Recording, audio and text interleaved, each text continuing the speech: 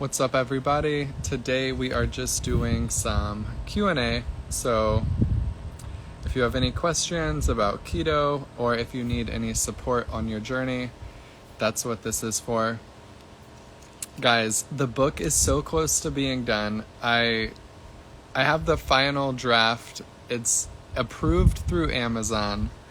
I'm just waiting on like one little thing before I actually release it. So it should be coming very soon. What's up, Karina? What's up, Joe? I'm currently drinking a sparkling water, strawberry flavor. What's up, Kathy? So my plan tonight was to make blackened chicken bites, which is one of my favorite super easy recipes. You basically just cut up some chicken breast into little pieces and then you add the seasonings. I can't think of what exactly they are off the top of my head, but then I saw this recipe that I wanted to try with the chicken, so I'm not going to do those for the live. I'm going to make a reel after I get off here. But yeah, if you guys have like, I always talk about this during the lives, but any meat, you can just cut it up into bites, throw it in the air fryer, so good. Thank you, Val. You're 71 and your husband is 70 and you love keto. That's amazing to hear.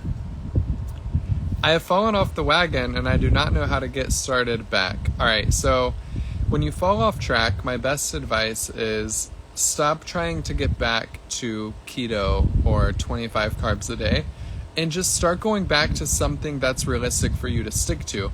So a lot of people make the mistake of like, all right, I fell off track. I need to get back to 20 carbs a day. I need to lose 20 pounds this month. And then you're just going so extreme about it. Take a step back and be like, man, I'm in a tough place right now with my health and I'm having trouble staying on track. So maybe the best approach is to just do something that I'm actually willing to stick to. Because a lot of us lie to ourselves about what we're capable of, you know, like we get our gym membership in January and then we go 3 times. So if that's the place you're at, give yourself the permission to just baby step your way into it. You know, like you don't have to do everything perfect at the beginning. Just get started with what you know you can stick to and then build from there every week, make it a little bit harder.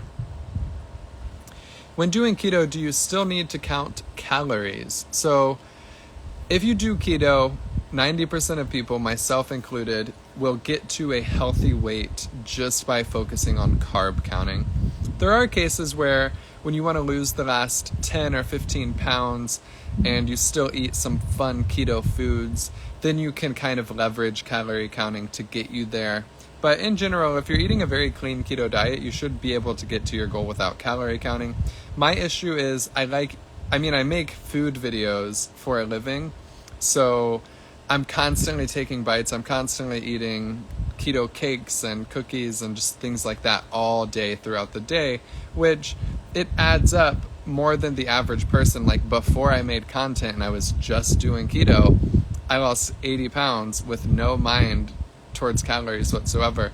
So I think there are cases where counting calories can be useful, or if you're just constantly around food all day, it could be necessary. But in general, if you just cut back on carbs, most people will get to their goal that way. Foodie, you love the strawberry sparkling water. It's so good.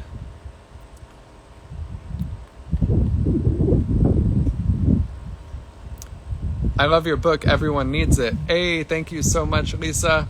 What's the best keto cereal? I like the Perfect Keto cereal. There's a bunch out there. Magic Spoon's another one that's pretty good. I've had Wonderworks before. That one's pretty good. Catalina Crunch is like its own texture. That one's not bad.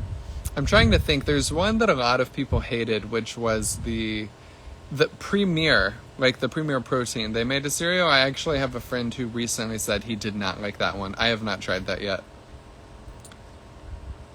What's your favorite quick recipe? Probably just take a low-carb tortilla, put some pizza toppings on it, throw it in the air fryer for like 5 minutes. That's so good.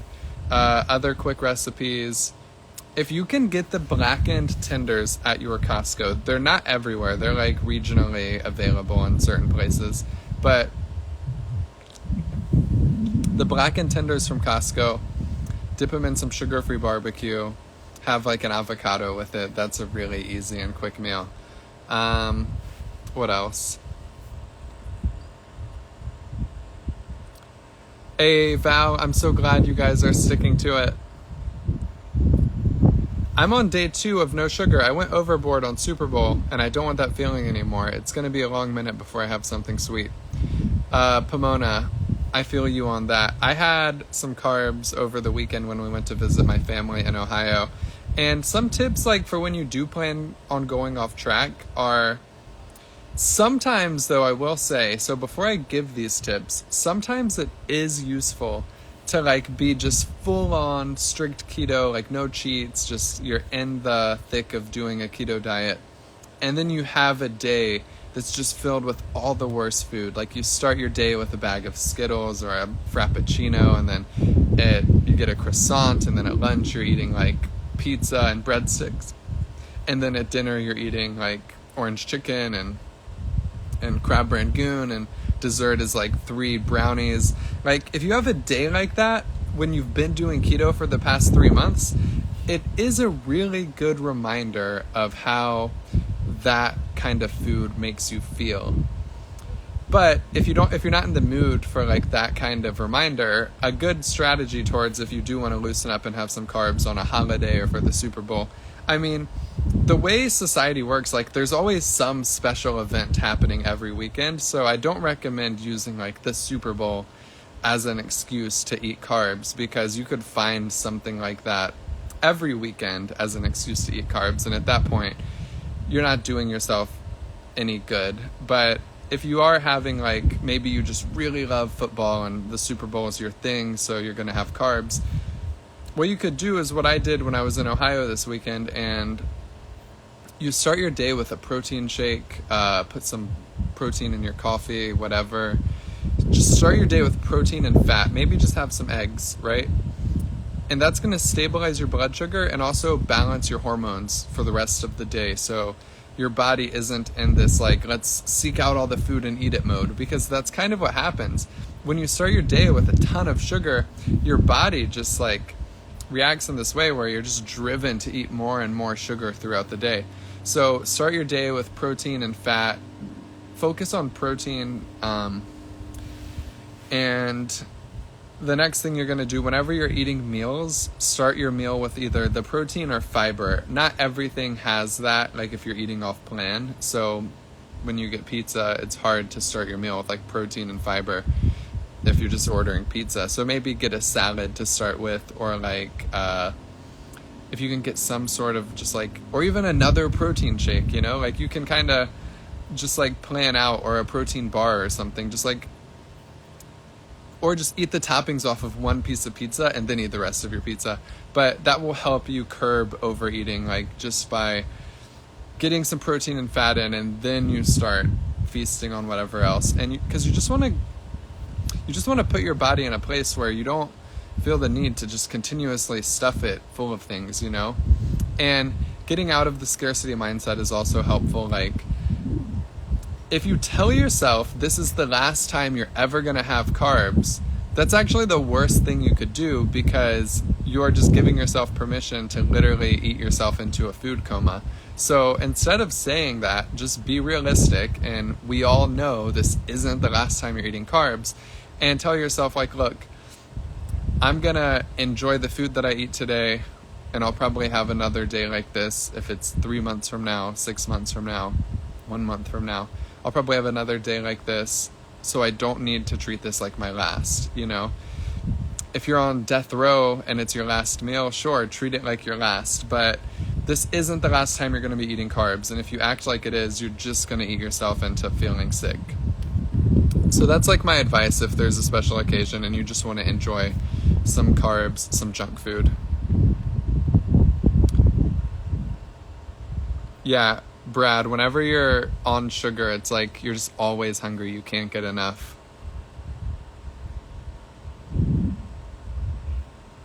What's up, Christy? My husband had been keto for a while and he just found out he has high cholesterol. Do you think it's the eggs, processed meat, and cheese? Please help. Cheryl, go to your husband, go to his doctor, order an LDL subclass test, and then see what the doctor says. It'll test the particle size of the LDL. DD, my favorite protein shake is probably the Premier Caramel. It's a little pricey. I used to get it at Costco, which was a better deal, but our Costco just doesn't have it anymore. The Quest protein shakes are pretty good. I've never had, there's like a Walmart brand of protein shake that I just haven't had yet, but I've seen those as well. I don't know if they're as expensive. What's up, Pamela? Please keep sharing keto recipes. Thank you. I will, Aiden. I'm glad you enjoy them.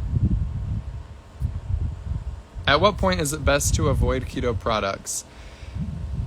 As long as the products you're consuming don't have maltodextrin or dextrose on the ingredient label, or maltitol, I don't see a big problem with them. But if your relationship with food isn't in a good place, and you're just using the keto cookies the same way you used Oreos, try cutting them out. And if you just notice now you're just going back to the Oreos, then I think you're better off just like allowing yourself keto cookies and trying to work with it from that point of view.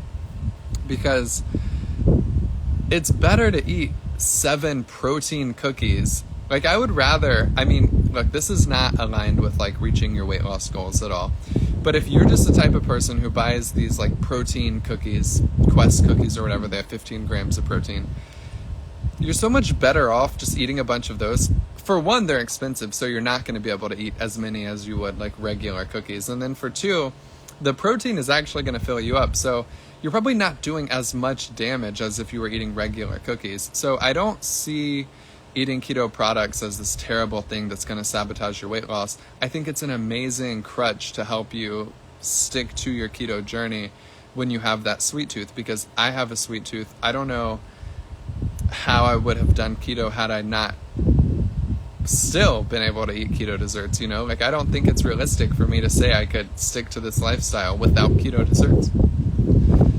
I could make it work, you know?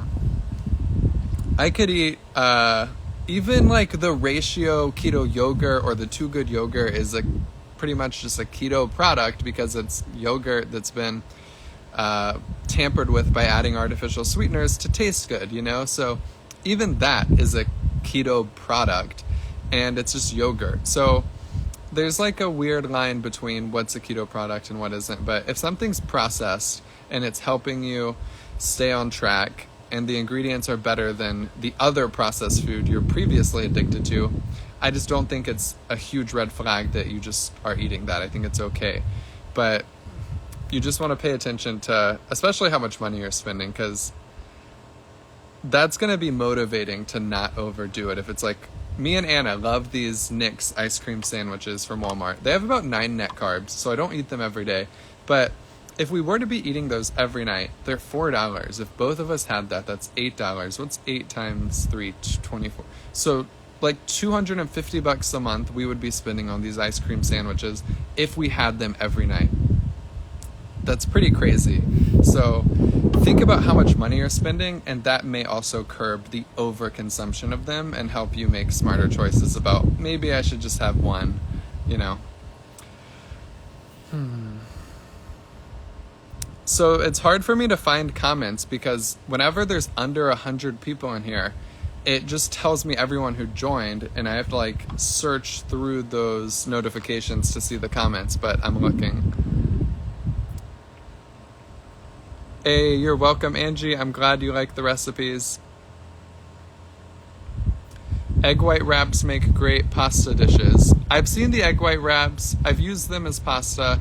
I kind of messed up and boiled them, which I thought was good, but apparently they're better if you don't boil them. So I'm going to have to try that sometime.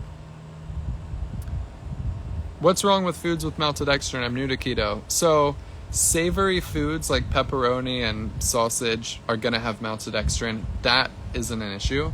But if you're buying a keto dessert or a keto sweetener with maltodextrin, that is an issue. Is Catalina Crunch a good product? Yeah, it's about 5 net carbs per serving last time I checked. So that could be problematic if you're a 2 serving kind of person and you're already eating 20 carbs throughout the day. But I think the Catalina Crunch is a good one. Yeah. There's something I want to do with the Catalina Crunch. I want to blend it up. Have you guys ever heard of people who do cornflake chicken? I kind of want to do that with Catalina Crunch. I like the Premier Protein Shake Cafe Latte. Try not to drink it every day. Oh, dang, Birdie. Why do you try not to drink it every day? Is that really your tone of voice? What do you mean? Guys, if you're watching this, is there something wrong with my tone of voice? Is fruit really bad during keto?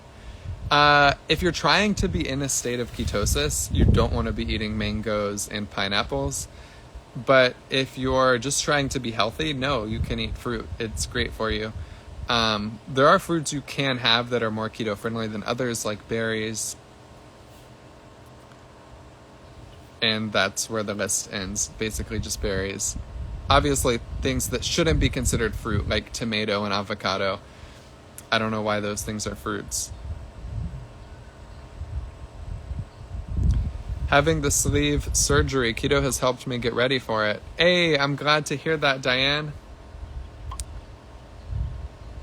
Yeah, Joel, if I was on death row, my last meal would be legendary.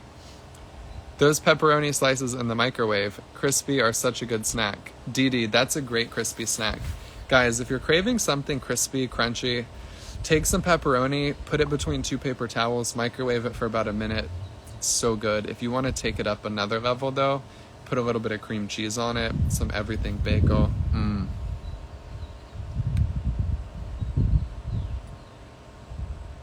All right, I'm going to the bottom of the comments. Thank you, Tetcher. Thank you, guys. Oh, you skip the premiere because you like fasting a few times a week. Got it, Birdie. Yeah, some people tend to prefer how they feel when they're fasting. I used to religiously intermittent fast. I think 2019, I was pretty serious about intermittent fasting. But I actually like how I feel when I start my day with some protein or some heavy cream in my coffee. Lately it's just been protein for probably the past year or so, but some people feel better when they're totally fasted. I think of it like this: as long as I'm just having a very light breakfast, I feel very energetic throughout the day, and I think a lot of people feel that way too. The only time that skipping breakfast or not eating a lot in the morning is a problem is if it leads to overeating at night. So I have a pretty big dinner. It's not to the point where it's overeating because I'm not gaining a lot of weight. I'm at a healthy weight.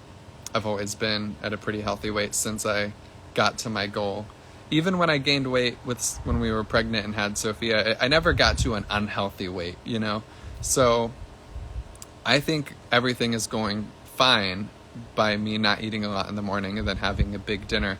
But if you're seriously overeating at night and you're not a breakfast person, I think that's a sign that maybe you should try to have some breakfast, and that could give you some benefits as far as hormonal regulation towards, I think that would be more important than fasting. So fasting is beneficial for a lot of people, right? But if your skipping breakfast is causing you to overeat at night, I don't think fasting is beneficial. And that's the case for some people. So that's something to consider if you're a light breakfast kind of person, is maybe there are cases where breakfast and not fasting is better. But for most people, fasting is fine. I mean, it's just so natural. I know so many people who don't enjoy breakfast, How many carbs do you eat in one day? When I was on my weight loss journey at the very beginning, I was eating 25 net carbs a day, partly because I was not fat adapted, and also partly just because I wasn't active, I wasn't working out at all.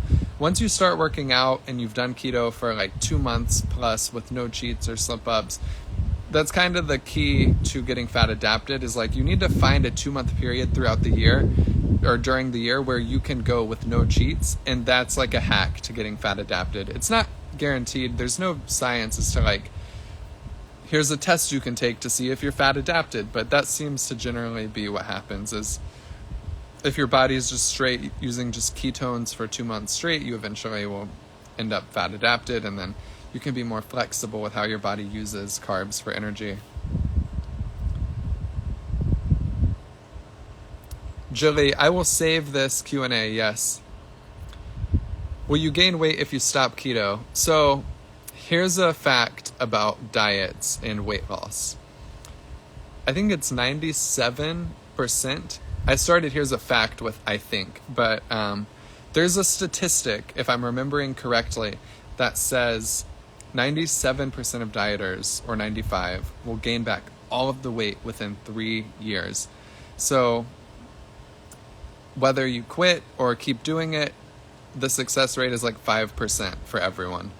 So the number one thing that determines if you will keep the weight off is if the lifestyle you stick to is sustainable. So, and if it's a healthy lifestyle. So if you do keto and you lose a bunch of weight and you want to keep the weight off, you have to pick another lifestyle that's equally as beneficial towards your goals of maintaining a healthy weight, but that's also sustainable for you.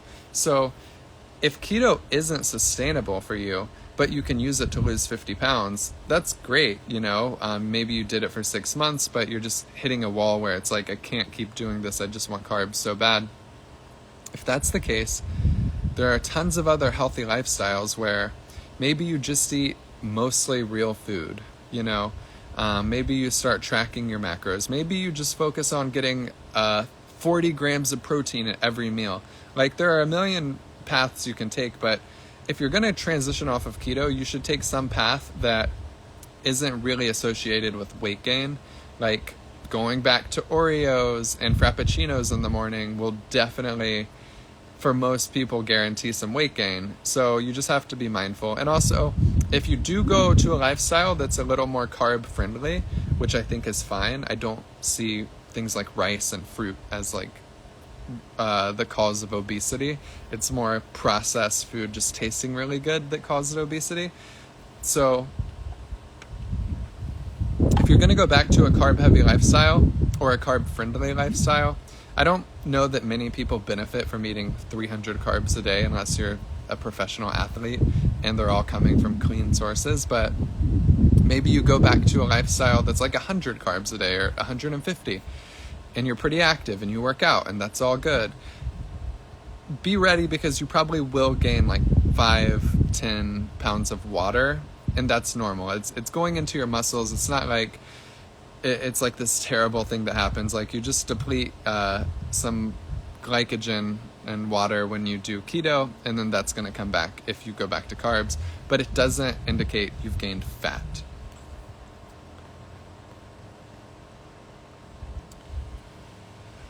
What's up? I've been doing keto for 3 years now. Love your page. Lots of inspiration from you. Hey, thank you, Pops. I am glad to hear you find it inspirational. In 3 years, that's amazing. I'm on year 7, and I feel like it's crazy that I've made it this long. I feel like it would, myself from 2016 when I started would never believe you if you said you're going to do this for 7 years. But once you experience the health benefits, it doesn't feel crazy that you've done it for how long you've done it. You know, it's like you start keto for weight loss and then you just feel really good, and it's like, wow, I could do this forever. And so the key to really feeling like you could do this forever also is don't cheat. Because I went on a 2-year period where I literally didn't cheat at all, and it was so easy to turn down carbs. You have no idea. Like, the more separation between you and your last cheat, the easier it is to just resist carbs. Whereas if you're cheating every weekend or once a month, then when you're around carbs, like, the taste is still fresh and you're like, I remember how good these taste. But I was so delusional after 2 years with no cheats. You couldn't have told me that a low-carb tortilla pizza wasn't way better than Pizza Hut. And then I got in a relationship and like I started eating carbs on special occasions, and I remembered, oh yeah, Pizza Hut does taste better than a keto pizza. But it's kind of cool. You can really trick your brain and like your taste buds into just appreciating keto food as like the greatest thing ever if you don't cheat often. You guys are saying you also agree. Wow, Nick's Nana is down 40 pounds after a year of keto. I love it.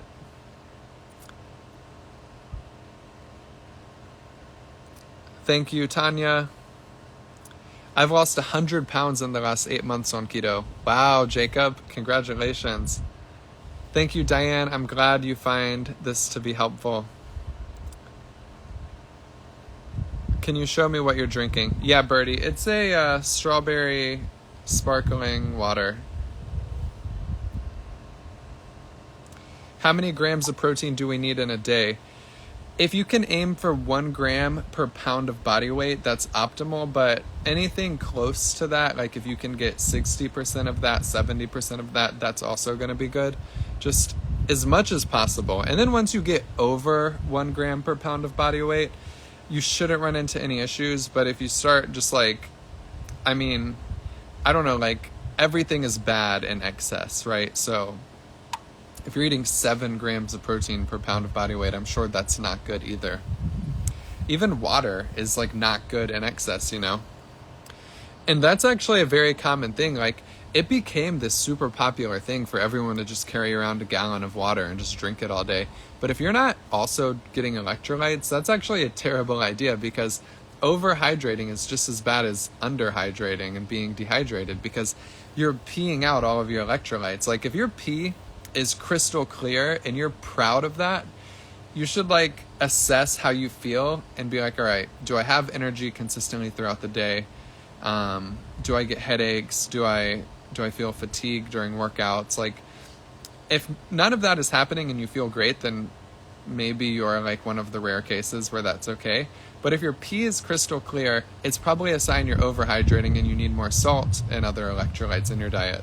And I supplement them. I just take pink salt capsules on Amazon. It's kind of pricey. It would be cheaper to just do what I used to do, which is you just buy pink salt, you mix a little bit in your water, you drink it throughout the day. I just find I wasn't getting enough through that.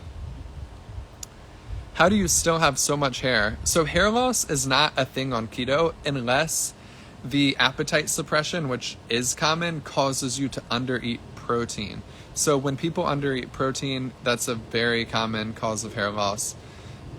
So if you can get more protein in your diet and just make sure you're not undereating, because that's what happens. That's why you lose weight on keto. Your appetite goes down. And if that causes you to be like, all right, I'm just going to have like 1 piece of bacon with cream cheese on it for breakfast, and then for lunch you have like 2 boiled eggs and some nut butter, and then for dinner you have like a keto cookie because you're just not that hungry and your appetite is low, that's a bad strategy. You want to be getting enough protein. You don't want to lose the lean mass, because that's where you run into issues and your metabolic rate goes down. So if you're doing a low protein version of keto because you're just not that hungry, that's not great, because as you lose weight, a lot of it is fat, a lot of it is muscle mass, depending on your diet. You can make it to where not much of it at all is muscle mass. And I'm not talking about like a bodybuilder losing muscle mass. I'm talking about you watching this. You have a ton of muscle mass on your body. That's how you walk around. That's how you pick things up. That's how you go to the bathroom, whatever. If you go on a diet and you're just not hungry, so you're not getting more than like 20 grams of protein a day, sure, you're going to lose the fat, but you're also going to be losing just as much protein or just as much muscle mass. And when that happens, your metabolism goes down, because the reason The Rock can eat 6,000 calories a day is because, and not gain fat, is because he has so much muscle on his body that it's like a giant semi-truck and you're putting gas in it. It uses like 3 miles per gallon. But if you have no muscle mass on your body, you're like a Prius. So whatever you eat is just going to get stored as fat because you don't have muscles that are utilizing that energy and burning it. So eating enough protein is very important for keeping your metabolism high enough to where you're not playing the game of crash dieting and then it gets harder and harder to lose weight. It's like protein is the key to avoiding that.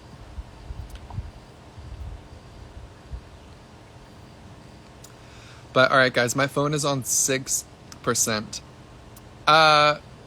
So yeah, exercising daily to build up your muscle mass. It's a whole different journey. Like building muscle is a whole different journey. But I'm just talking about like maintaining what you have on your body. Because anyone who's just an existing human has some muscle mass on their body. And you just want to do whatever you can to not lose that. But getting to the point where you can weight train is going to be huge for improving your metabolism. That's one of the most important things. Like once keto becomes a habit for you, right? And you're like, all right, I've got this on lock. I don't have to think about it. It just comes natural to me. I can do keto. And you decide to start going to the gym. First of all, do whatever exercise you enjoy doing because that's going to be the one you stick to, and whatever you can stick to is better than nothing. But if you get to a point where maybe you go on the treadmill and like walk for 20 minutes a day, that's good. You just want to think about like, if I can start lifting weights, even if it's once a week, twice a week, you can put on some muscle mass and you will have a higher metabolic rate, which means more calories you'll be able to eat without gaining fat. But all right, guys, I'm going to get off here. My phone's going to die. This was a fun Q&A. I love you. I believe in you. I will see you tomorrow. Have a blessed rest of your night.